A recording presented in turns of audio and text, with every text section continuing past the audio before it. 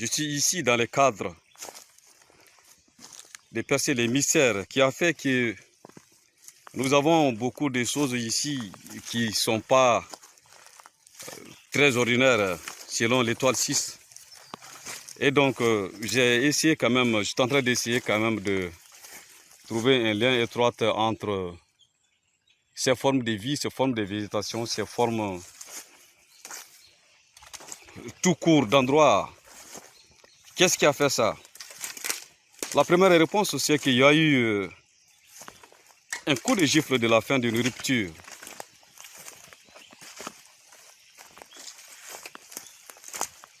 Qui regorge, qui assemble presque toutes les formes de catastrophes naturelles apocalyptiques. Tremblements de terre, volcans.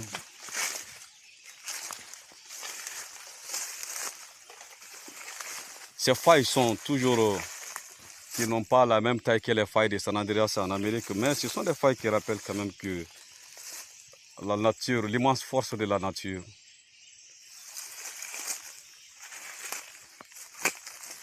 Une civilisation a disparu ici, il y a 300 millions d'années et plus.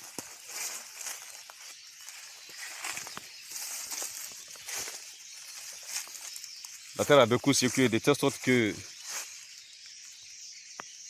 il est aussi très difficile de constater des fossiles humains, puisque en essayant de comparer ce qui s'est passé ici, on peut se dire très facilement que les restes humains peuvent être dans des profondeurs allant jusqu'à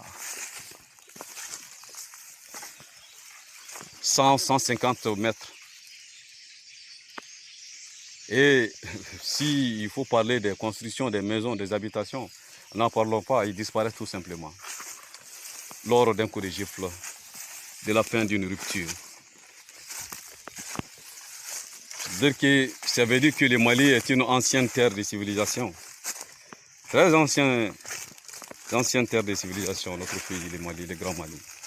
Ici, nous sommes dans la commune rurale de Faléa, dans la région de Caille. Ça, j'ai l'intention d'attribuer l'extrême Caille ici. Ici, c'est l'extrême Caille.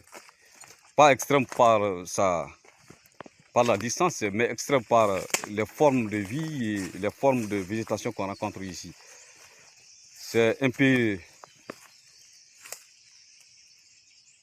bizarre vraiment. Nous avons ici des serpents, des crotales, des serpents cracheurs, des bois. Nous avons tous ceux qui peuvent effrayer l'homme. Mais bon, on s'en tient. Et puis bon, on essaie quand même de tenir jusqu'à ce que